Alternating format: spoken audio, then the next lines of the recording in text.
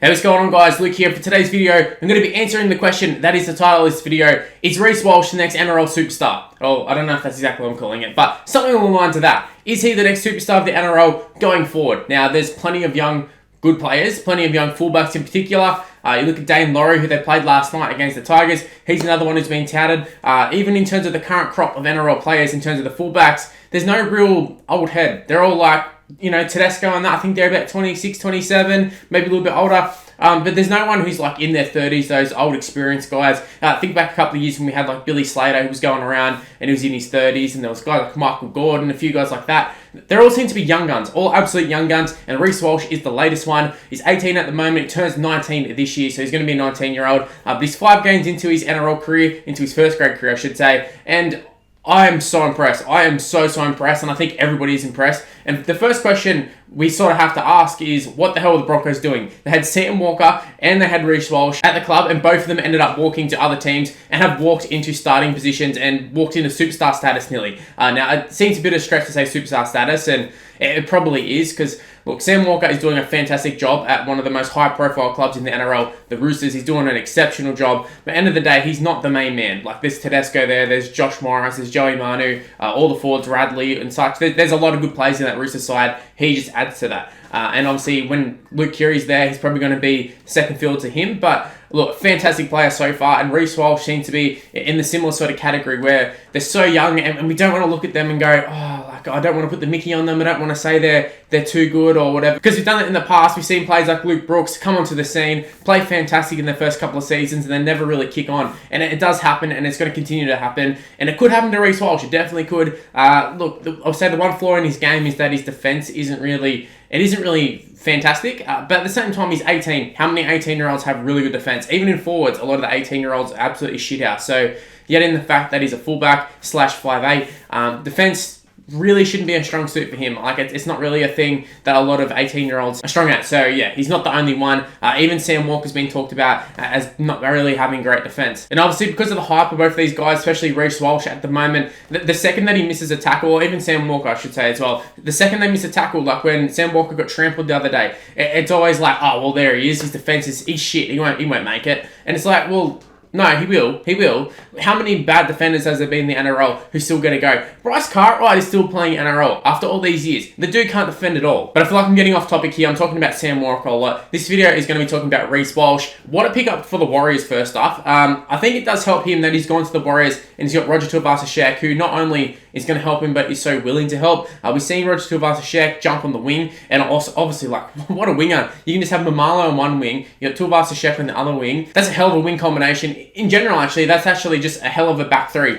Mamalo, Reece Walsh, and Roger Tuivasa-Sheck. And obviously, Roger Tuivasa-Sheck, he's probably going to be your main fullback, but Reece Walsh, they need to fit him into the side, and if that means playing Tuivasa-Sheck on the wing, Roger's happy to do that. I think that says a lot about Tuivasa-Sheck, captain of the club, and could argue that he was probably being, you know, top 2 or 3 fullbacks throughout his whole career, pretty much, as soon as he went to fullback anyways. And obviously, he dropped off a little bit at the Warriors initially, but he came good and he won a Dally M, and whether you can sit there and say that it was deserved or not, he still won it, and he's still been one of the best fullbacks of this generation, and obviously, he's off the rugby next year, so I suppose he's looking after the Warriors, he's looking after the next generation, and that is Reece Walsh for them. Now, so far in this video, I've been talking about how good he is, and you know, how stupid the Broncos are for letting him go, and that his defense isn't great, but I haven't really touched on what the good parts actually are about him. So for me, I will say when I watch him, he does remind me a lot of, say, like Benny Barber.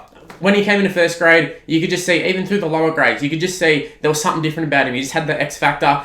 He just score tries at will, and he was also a guy who, you know, when times are tough, he was going, give me the ball. And that's what Reece Walsh seemed to be doing. He seems to have no problem just taking over the game. And like I said, the dude's only played 5 NRL games. So the fact that he's come straight into an NRL side, he's got Tuivasa-Sheck in the side, he's got Nick Arima, who's been around for a while. Harris Tavita's sort of established himself in that Warrior side. He's got a lot of guys who've been in that Warrior system for quite a while. Got a new coach, and he's coming to a new team mid-season too, which I should also point out as well. So the fact that he's come in and just sort of asserted his dominance on this side, I think it says a lot about him, and especially at 18 as well. So he's like literally just been able to play NRL, and it baffles me that the Broncos did not have him at least in the squads, at least sort of 18th, 19th man.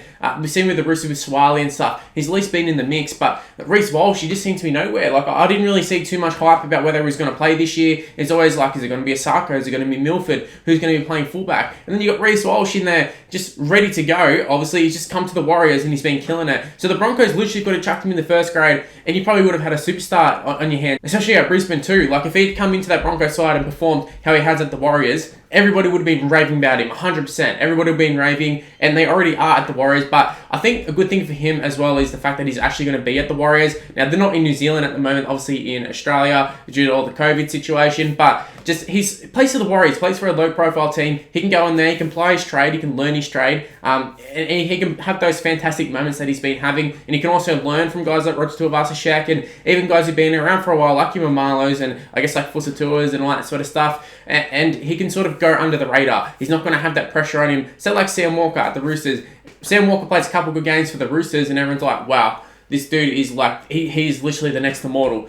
But where Reece Walsh, he can go in, he can play some good games, he can also play some shit games, and he's not going to have that constant pressure of being the back page of the paper and have everybody slamming him because he missed a tackle or whatever. So I think in a sense it's good that he's at the Warriors.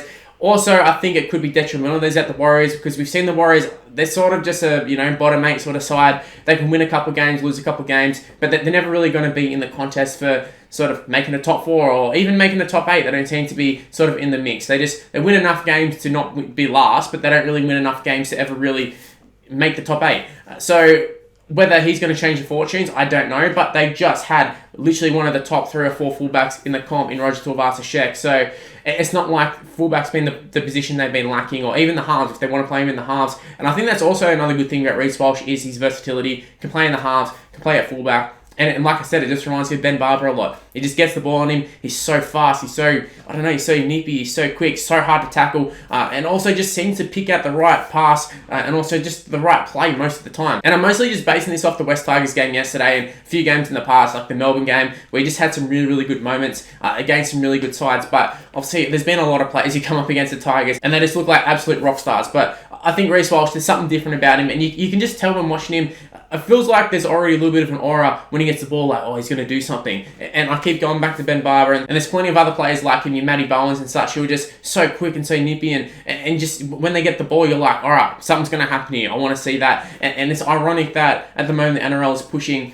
for this entertaining product, and all of a sudden Reece Walsh comes in and he's just an excitement machine. That's realistically what he is. And Nathan Brown's already come out and said, oh, all you guys, all you care about is all the highlights plays. Yeah, because we're watching an entertainment product. We're watching sport. We want to be entertained. Reece Walsh is doing exactly that. And also, to be quite frank, it's been no secret, I'm not the biggest fan of Nathan Brown to start off with. And also, his track record as a coach says that he has a good eye for talent. He has a good eye for bringing players in. We saw it at the Knights.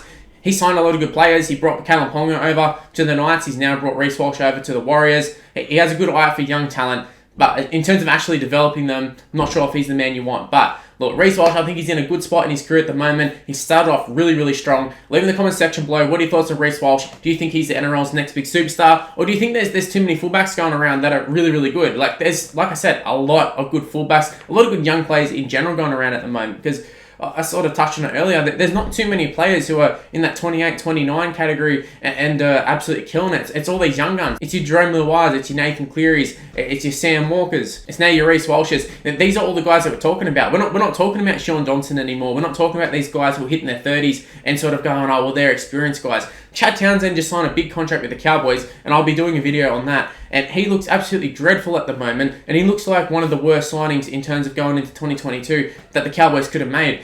And then you look at the guys like Tom Dearden. He's another one who is young, but he's got that ceiling above him. So it seems to all be about all the young players and all the youth at the moment. And I don't know if that's a good thing going forward for the NRL, but they just seem to be the trend at the moment. All the hype is on all the youngsters. Anyways, like I said, leave in the comment section below, what are your thoughts of Reece Walsh? Do you think he's going to hit that superstar status? Do you think he's even going to be in first grade in a couple of years' time? Let me know in the comment section below.